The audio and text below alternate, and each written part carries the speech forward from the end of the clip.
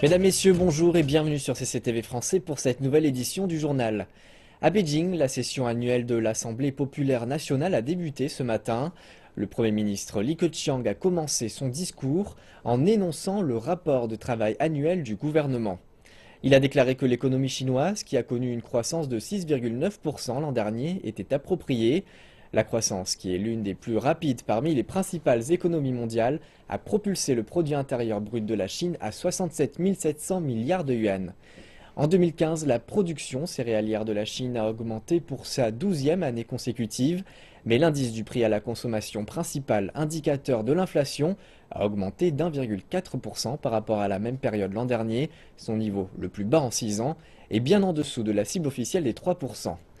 L'industrie des services est quant à elle prometteuse, contribuant à plus de la moitié du PIB du pays pour la première fois de l'histoire de Chine. Au sujet des cibles économiques de 2016, Li Keqiang a déclaré que la croissance du PIB de cette année serait de l'ordre de 6,5 à 7% et de 3% pour la croissance de l'IPC. Plus de 100 millions d'emplois urbains seront créés et le taux de chômage urbain ne dépassera pas les 4,5%. Selon le Premier ministre chinois, la Chine suivra une politique monétaire prudente, flexible et appropriée, et la croissance de l'approvisionnement de la monnaie au sens large sera d'environ 13%. Il a également ajouté que davantage d'efforts seront faits pour protéger l'environnement. L'année 2016 marque le début du 13e plan quinquennal de la Chine. Le Premier ministre a indiqué que le PIB et le revenu personnel par capita en 2020 seront le double des chiffres de 2010. La croissance économique annuelle devrait être d'au moins 6,5% d'ici les 5 prochaines années. Les habitants urbains permanents représenteront 60% de la population chinoise et la consommation de l'eau, de l'énergie et les émissions de dioxyde de carbone par unité de PIB baisseront respectivement de 23, 15 et 18%. Le président Xi Jinping a participé à la 4e session plénière de la 12e conférence consultative politique du peuple chinois à Beijing. Cette réunion était une discussion conjointe avec l'Association pour la construction démocratique et la Fédération nationale d'industrie et de commerce. Le président a insisté sur le fait que la mise en place actuelle du système économique de base est une politique importante établie par le parti.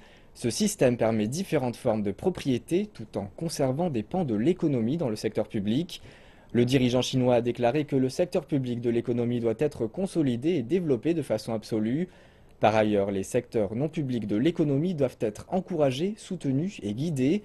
Xi Jinping a enfin précisé que la politique gouvernementale qui tente d'apporter de nouvelles opportunités destinées au secteur non public de l'économie reste inchangée.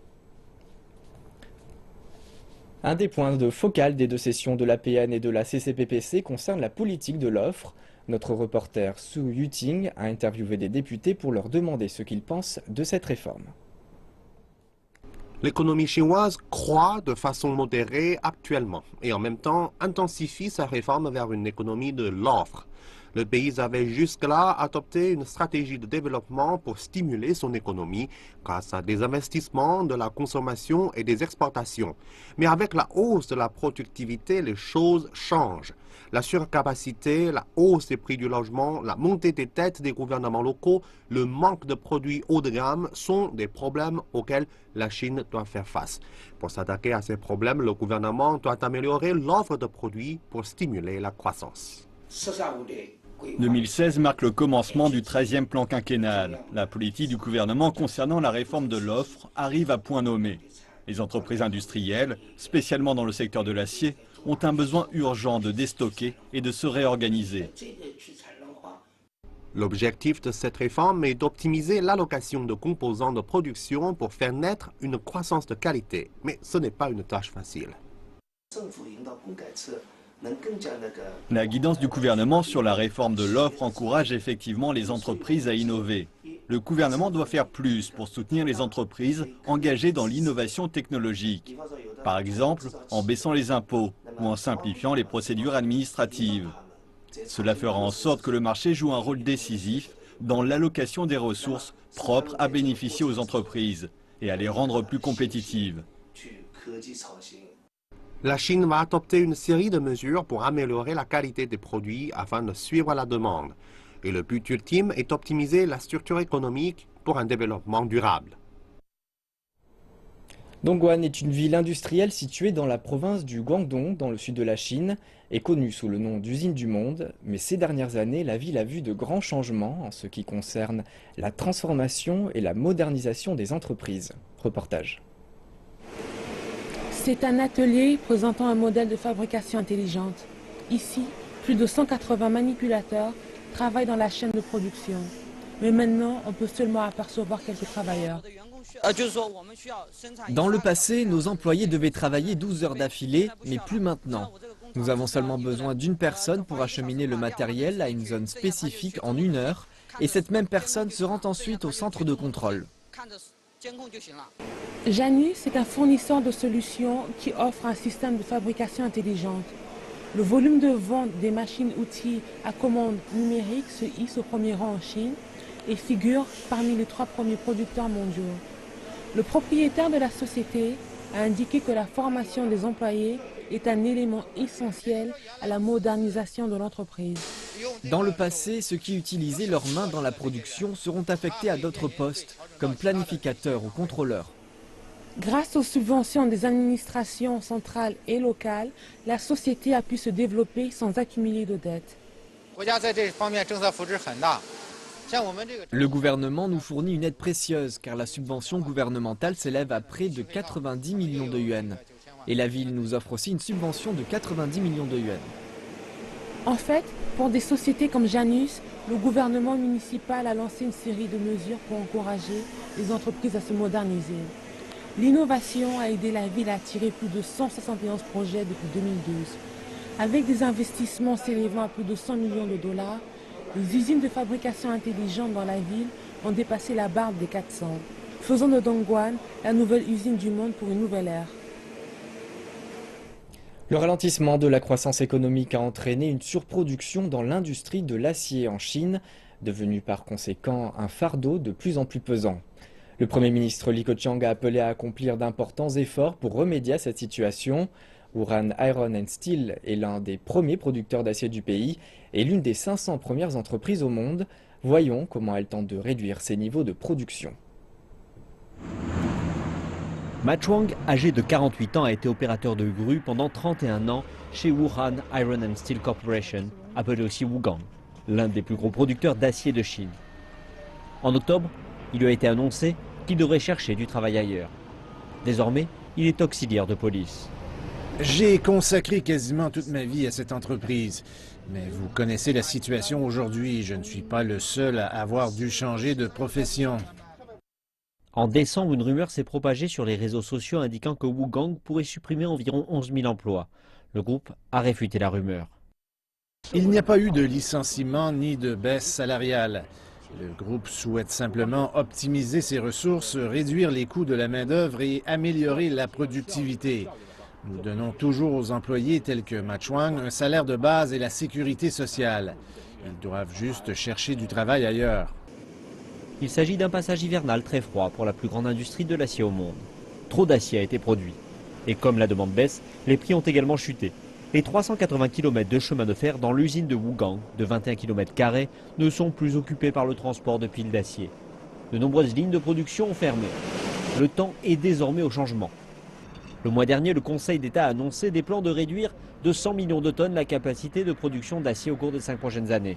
Il restera 150 millions de tonnes. Aucun nouveau projet lié à l'acier ne sera autorisé. Des usines dépassées seront fermées et des entreprises zombies qui ont cessé de produire mais n'ont pas officiellement fermé seront éradiquées. Les producteurs d'acier ont un besoin urgent de réduire la surcapacité, comme le Premier ministre Li s'y est engagé, et avec la détermination de braves combattants. Il faut pour cela des efforts de renforcer la production d'acier en vue d'adopter des technologies avancées et de fabriquer de l'acier de meilleure qualité.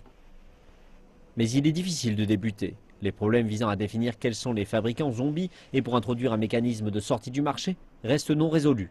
Et la plus grande difficulté demeure le replacement des employés non utilisés. Le gouvernement déclare qu'1 demi-million de travailleurs du secteur de l'acier devraient perdre leurs emplois dans le cadre des efforts visant à réduire la surcapacité. Le gouvernement central fournira une aide de 100 milliards de yuan pour la formation et ainsi aider les employés à trouver un emploi. Les entrepreneurs chinois font part de leurs propositions lors de l'Assemblée populaire nationale. Examinons les détails de ce qu'ils espèrent voir en termes de développement économique pour la Chine.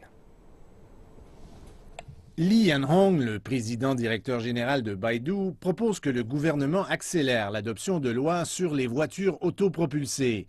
Le gourou de la technologie a invité le gouvernement à augmenter le soutien financier à cette industrie émergente et à encourager les constructeurs automobiles à marcher main dans la main avec les entreprises Internet pour innover de façon coordonnée.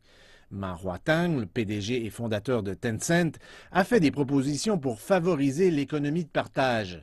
Il croit que cela deviendra un nouveau moteur pour le développement de la Chine et aidera le pays à passer à un modèle de croissance mené par le secteur des services. Li Xiaolin, le président du groupe immobilier Linda, pense que le marché du logement dans les villes de 3e et 4e niveau sont dans un état d'offre excédentaire. Régler la situation dans ces villes devrait être une priorité. Il a invité le gouvernement à augmenter l'aide au niveau politique pour ces villes. Wang Qinghai, président du producteur laitier Wonderson, a expliqué que son secteur fait face à de plus en plus de compétition de la part de joueurs internationaux dans le marché chinois. Je me préoccupe de la revitalisation du secteur industriel en Chine, mais aussi du développement des entreprises laitières dans le futur. Les entreprises, particulièrement dans le secteur laitier, subissent d'énormes pressions de la part de concurrents internationaux. Le coût pour produire le lait en poudre en Chine est 2 fois plus élevé qu'à l'étranger. Avec cela comme prémisse, nous n'avons pratiquement aucun moyen de leur faire concurrence. Lei Jun, le PDG et fondateur de Xiaomi, a apporté 2 propositions lors de l'Assemblée populaire nationale. Une au sujet de l'Internet dans les zones rurales, l'autre sur la modification du droit des sociétés. He Yu, le président de la Société générale de l'énergie nucléaire de Chine, pense pour sa part que le pays aura besoin de plus de centrales nucléaires pour remplacer les centrales électriques alimentées au charbon qui sont très polluantes. Il estime que l'énergie nucléaire représente une relativement petite partie de l'approvisionnement en énergie du pays. La Chine demeure le pilote de l'économie mondiale, malgré le ralentissement intérieur. C'est l'opinion de nombreux universitaires étrangers que nous avons interrogés. La Chine est devenue le moteur de l'économie mondiale depuis qu'elle a entrepris ses réformes et son ouverture en 1978. L'expert chinois Zhang Yongyan dit que le pays a contribué à plus de 50% à la croissance économique mondiale depuis la crise financière mondiale de 2008. Il ajoute que la Chine continuera à alimenter l'économie mondiale. La Chine est la principale nation commerciale du monde et cette position ne changera pas dans le futur proche. C'est très important pour tirer l'économie mondiale. Une autre grande contribution chinoise au monde est sa nouvelle initiative de la route de la soie. Elle va explorer de nouveaux marchés et accroître le développement d'autres pays, à travers la coopération technologique et industrielle. Par ailleurs, l'internationalisation du renminbi et son inclusion dans le système de droits de tirage spéciaux contribuent au secteur financier mondial. Des experts économiques turcs ont aussi salué les réformes du côté de l'offre, sur lesquelles la Chine va se concentrer cette année.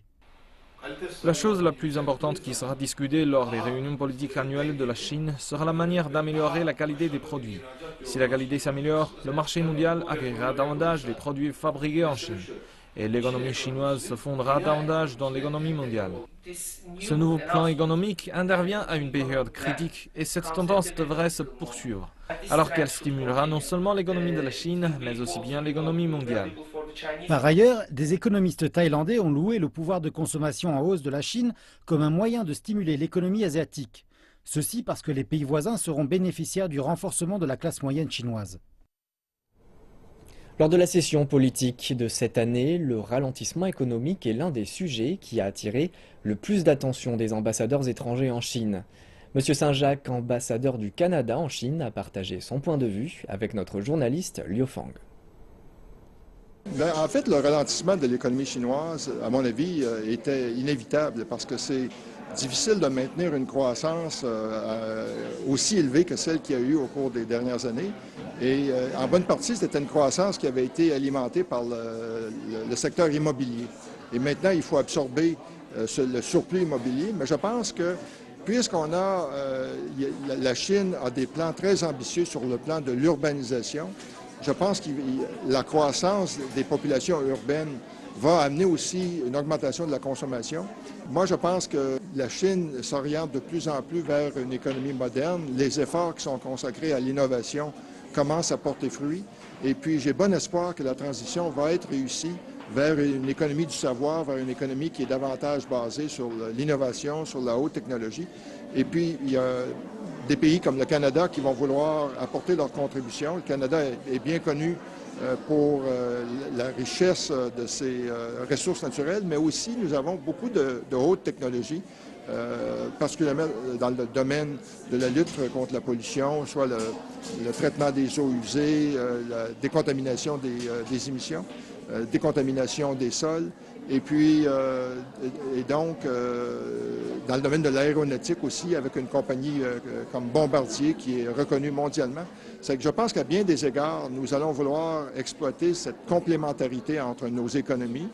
L'an dernier, ce fut une bonne année pour le commerce bilatéral. Les exportations chinoises au Canada ont augmenté de 12 %, alors que si on regarde les exportations totales de la Chine, il y avait eu un ralentissement l'an passé de quelques pourcents. De notre côté, les exportations du Canada en Chine ont augmenté d'environ 4 %, alors que les importations chinoises baissaient d'à peu près 12 %. Je suis encouragé par ça. Il y a eu des investissements importants qui ont été faits, des investissements chinois importants qui ont été faits au Canada récemment. Et puis, le Canada reste une destination privilégiée pour les investisseurs chinois. Nous avons des taxes corporatives parmi les plus basses au monde. Nous avons une main-d'œuvre très qualifiée, un pays où il y a la primauté du droit, il y a une société multiculturelle accueillante et un système d'éducation et un système de santé publique de grande qualité. C'est que tout ça, je pense, devrait contribuer à augmenter les liens entre les deux pays. D'autres ambassadeurs ont partagé leurs observations et impressions concernant la première réunion de la conférence consultative politique du peuple chinois. Le rapport de travail est très important parce que c'est le bilan de l'année qui vient de s'écouler. La Chine est dans ses réformes, la Chine rassemble ses forces et il faut progresser. Et je trouve que c'est positif. Les voix qui sont données sont importantes et pour nous, qui sommes les partenaires étrangers de la Chine, pour un pays comme la France, qui a un dialogue stratégique avec la Chine, c'est une manière pour nous d'éclairer la voie, de comprendre comment fonctionne ce grand pays, comment fonctionnent ses décisions, et ça nous aide, je dirais, à aller de l'avant, à travailler mieux avec la Chine. Donc nous attendons maintenant le discours du Premier ministre Li Keqiang samedi pour compléter notre compréhension des choses, mais c'est très intéressant pour nous d'entendre M. Yu Zhenzhong expliquer pour la conférence consultative nationale du peuple chinois comment on tire un bilan de l'année passée, qui est un bilan de succès, comment on essaye de tirer les enseignements de ce qui s'est passé pour continuer à aller de l'avant dans les réformes, dans les progrès, et tout cela contribue à la paix du monde, à la stabilité du monde, à sa prospérité. C'est très important pour nous. C'est un discours très bien présenté et surtout avec des résultats qui sont très positifs dans le sens que 2015, qui était une année des réformes profondes, ont donné des résultats très très clairs dans tous les aspects et il s'attend énormément pour le 2016. Pour moi, le processus consultatif est instructif. De plus, il est encourageant de voir qu'il existe un processus aussi bien organisé en ce qui concerne la diffusion du message de la nation au peuple et aux autorités respectives. Nous espérons participer au processus en regroupant nos intérêts bilatéraux, voir comment on parviendra à se développer et comment on va apporter à nos peuples et sociétés des investissements, concrétiser nos relations et partager nos cultures. En marge de l'APN et de la CCPPC, notre journaliste Xie Chengcheng est parti à la rencontre de M. Abdoulaye Fall, ambassadeur du Sénégal en Chine. C'est la 3e année qu'il suit cet événement majeur de la politique chinoise avec grande attention. Écoutons ensemble son point de vue. Bonjour Monsieur l'ambassadeur, vous êtes invité à la session annuelle de la CCPPC et de l'APN en tant qu'observateur étranger. Quels sont les sujets qui vous intéressent le plus? Nous sommes preneurs de toutes les informations qui peuvent nous permettre de mieux apprécier les efforts faits par la Chine dans aussi bien qu'on peut appeler les systèmes de gouvernance, c'est-à-dire comment toutes ces problématiques sont articulées, déclinées, qu'au niveau des capacités de gouvernance, c'est-à-dire comment le leadership met en application tous ces systèmes. Une ceinture et une route sera toujours un thème phare de la session politique de cette année. Pour un pays africain tel que le Sénégal, quelles sont les opportunités et les défis apportés par cette initiative qui relie la Chine à l'Afrique? Même si au départ c'est une initiative qui concerne l'Asie du Sud-Est jusqu'à un certain point, côte est africaine. Les côtes ouest africaines également se sentent concernées. Je le dis parce que j'appartiens à un pays qui est la pointe la plus extrême à l'ouest de l'Afrique. Cette pointe rapproche la Chine des marchés internationaux. À l'ouest, c'est les Amériques, nord et sud, et au nord, c'est l'Europe de l'ouest. Donc, qui atteint les côtes est, fait un pont entre les côtes est et les côtes ouest, mais s'ouvre à la globalisation et à l'internationalisation dans laquelle la Chine est en train de s'engager. Donc, nécessairement, nous nous sentons concernés par cette nouvelle initiative. La Chine est toujours un moteur important de l'économie africaine. Et selon vous, quels sont les impacts du ralentissement économique de la Chine sur l'économie africaine? On ne peut pas ne pas dire qu'il n'y aura pas d'impact si ce ralentissement-là se consolidait. Maintenant, l'Afrique et la Chine sont installées dans une dynamique qui est encadrée par le FOCAC, les engagements du président de la République de Chine pour les 3 prochaines années. Donc je n'ai aucune inquiétude quand je fais également référence à la volonté souvent affirmée et confirmée par la Chine de respecter ses engagements. Cette année, nous célébrons le 60e anniversaire des relations sino-africaines. D'après vous, quelles sont les caractéristiques de cette amitié si unique et comment la Chine et les pays africains doivent-ils coopérer dans l'avenir? La Chine a son rêve, l'Afrique aussi a eu son rêve, mais on s'aperçoit que c'est 2 rêves parallèles qui sont tous les 2 bâtis autour d'une triptyque. La libération, l'unification, le développement. La Chine s'est libérée. La Chine, c'est quand même 56 groupes ethniques. C'est une partie continentale, une partie insulaire. Unification et développement, donc le développement d'une société de moyenne aisance en Chine. L'Afrique a eu le même parcours. Besoin de libération, besoin d'unification. Le but ultime, c'est le développement pour également faire aspirer plutôt les populations africaines au bien-être.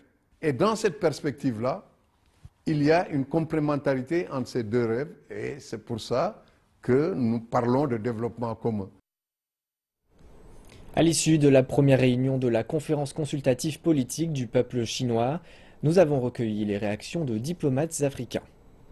Nous avons suivi de très près ce que le président Xi Jinping a dit concernant l'initiative chinoise Une ceinture, une route, qui est le facteur le plus important à nos yeux.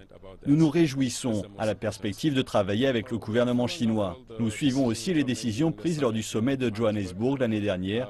Ce sont des décisions prises par la Chine pour aider l'Afrique à réaliser plusieurs projets. Bon, je crois que le renforcement de la Chine, le renforcement de la population chinoise, ça va profiter à tout le monde. Surtout en ce moment où l'économie globale ne marche pas bien, alors que la Chine occupe la 2e place au niveau mondial. Je crois que nous allons tous en profiter.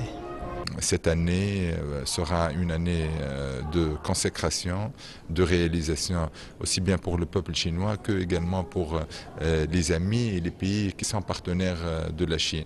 Une Chine prospère, une Chine qui avance, qui se développe est une bonne chose pour le monde et une bonne chose pour mon pays et pour tous les pays du monde. On attend beaucoup de la Chine. Et je suis certain que cette attente elle est tout d'abord partagée et sera également satisfaite grâce à cette politique de la Chine. La persistance du Parti communiste dans le cadre de la lutte contre la corruption est impressionnante. Le plus important est de combattre la corruption sur tous les échelons de la société. Et je pense que c'est la meilleure approche pour se rapprocher du peuple. Je crois que l'essentiel du 13e plan quinquennal est d'atteindre tous les objectifs stipulés ce plan. Je pense aussi qu'il est important de ne pas faire de compromis concernant ce grave problème. Pendant que les plus importants comités consultatifs et législatifs de Chine tiennent leurs réunions annuelles, plusieurs propositions touchant le monde de la culture sont à l'ordre du jour. Il a notamment été question d'initiatives conçues pour élargir la portée du théâtre et du cinéma, mais aussi pour protéger le patrimoine immatériel de la Chine. Les membres des cercles littéraires et des arts de la Conférence consultative politique du peuple chinois, le CCPPC, ont fait part de leurs suggestions pour le développement de la culture nationale. Le comédien Gong Anlin, qui est bien connu pour ses sketchs humoristiques, a participé aux 2 sessions lors des 9 dernières années. Cette année, il a fait 2 propositions, une qui vise à prévenir la violence dans les écoles et une autre portant sur les façons qui permettraient d'élargir la portée du théâtre et du cinéma. Nous avons vu beaucoup de comédies dans les théâtres. Le public aime bien les comédies parce qu'ils veulent rire, mais d'une perspective artistique, nous avons besoin d'autre chose. Il devrait aussi y avoir des films sérieux et des films d'auteur qui se concentrent sur les gens et sur la société. Des films diversifiés nous aideront à améliorer le niveau d'appréciation artistique. La protection de la culture traditionnelle est aussi un sujet qui fait l'objet de chaudes discussions au sein des cercles de la littérature et des arts. Le patrimoine immatériel fait face à de grands défis dans le monde moderne. C'est très difficile de le transmettre sans modification d'une génération à l'autre. J'espère que le gouvernement pourra offrir une aide pour que les héritiers de ce patrimoine puissent s'assurer de la survie de ces formes d'expression artistiques. La culture traditionnelle chinoise est en quelque sorte marginalisée à l'extérieur de la Chine. Nous devrions continuer à faire la promotion de la culture chinoise et à faire voir au monde l'essence même de la Chine. Les 2 sessions font référence aux rencontres annuelles de l'Assemblée populaire nationale, le principal organe législatif du pays, et le CCPPC, l'organe consultatif politique suprême du pays. En tout, plus de 1600 propositions ont été déposées cette année. Et c'est la fin du journal. Merci pour votre attention. Rendez-vous dans 1h30 pour une autre édition.